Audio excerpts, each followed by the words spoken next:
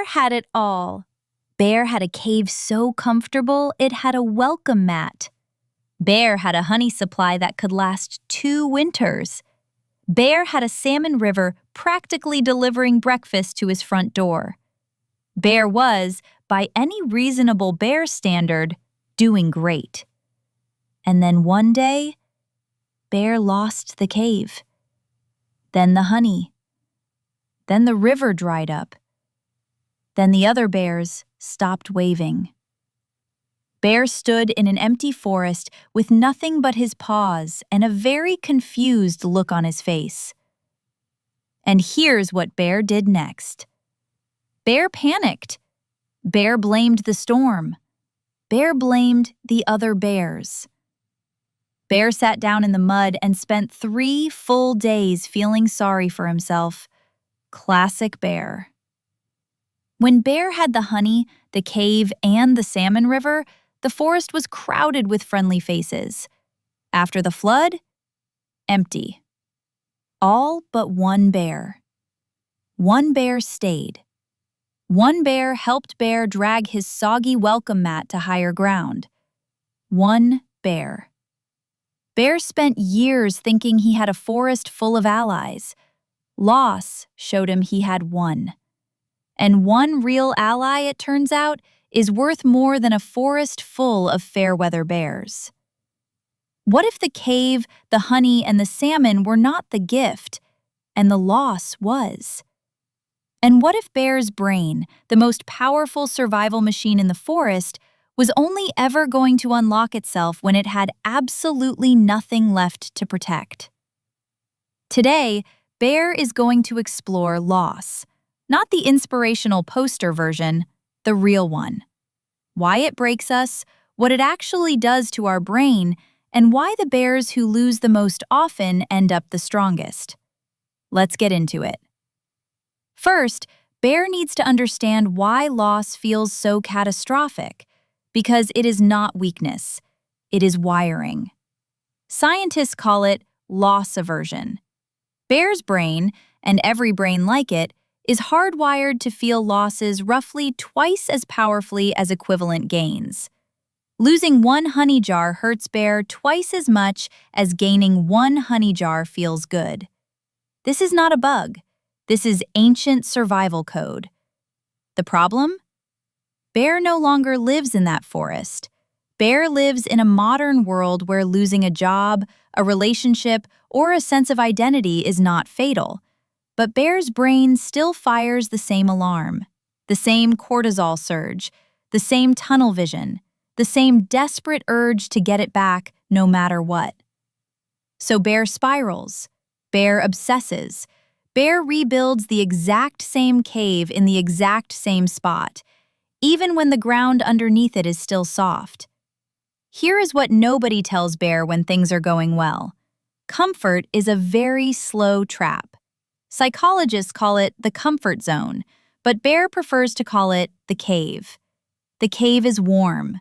The cave is familiar. The cave has Bear's smell on every wall.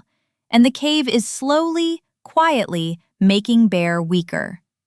Research on neuroplasticity, Bear's brain's ability to grow and rewire, shows that the brain stops forming significant new connections when it faces no new challenges. A bear who eats from the same river every day, sleeps in the same cave every night, follows the same path through the same forest, never asks his brain to do anything new. And a brain that's never challenged? It stops growing. It starts shrinking.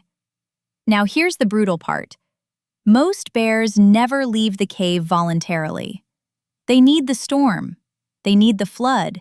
They need something to rip the ceiling off before they look up and realize how small the room was. That's what loss does. Loss is the flood. And floods, as terrible as they feel while you're swimming, have a habit of revealing exactly how much higher the land actually goes. Let's look inside Bear's skull for a moment. There is a concept in psychology called post-traumatic growth. Not post-traumatic stress, the opposite. Growth. Researchers Tedeschi and Calhoun studied thousands of people who had experienced severe loss. illness, grief, failure, collapse. And they found something that surprised even them. A significant portion of people who experienced major loss did not just recover to their previous baseline. They grew past it. They reported stronger relationships, deeper purpose, greater personal strength, and a richer sense of what life actually meant, all because of the loss, not despite it. Think of it like hibernation. During winter, the harshest, most resource-stripped season, Bear's body is not idle. It is repairing tissue, consolidating memory, reorganizing energy systems. The harshest season produces the most internal work. Spring Bear is stronger than Autumn Bear, not in spite of the winter, but because of it. Loss is Bear's winter, and winter always ends. Now here is the part that changes everything. Loss is not random cruelty. Loss is information, and it always reveals 3 things Bear could not see when life was comfortable. When Bear lost the cave, he spent 3 days grieving it. Then he realized Bear didn't actually miss the cave. Bear missed feeling safe. The cave was just the container. Now Bear could ask the real question. How does Bear build real safety, the kind that can't flood? Loss strips away the symbol and shows Bear the need underneath. And needs can be met in 1,000 ways. Symbols can't. When Bear had the honey, the cave, and the salmon river, the forest was crowded with friendly faces. After the flood, empty. All but one bear. One bear stayed. One bear helped Bear drag his soggy welcome mat to higher ground. One bear. Bear spent years thinking he had a forest full of allies. Loss showed him he had one. And one real ally, it turns out, is worth more than a forest full of fair-weather bears. This is the one Bear really didn't want to find out, because Bear had spent years comfortable enough to never have to. When everything was stripped away, Bear discovered he could start a fire without the cave. He could find honey in a tree he'd walked past 100 times.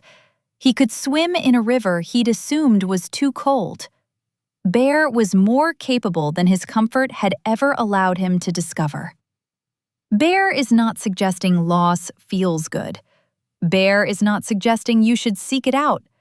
Bear is saying, when it arrives, and it will arrive, there is a way to move through it that leaves you stronger instead of just scarred.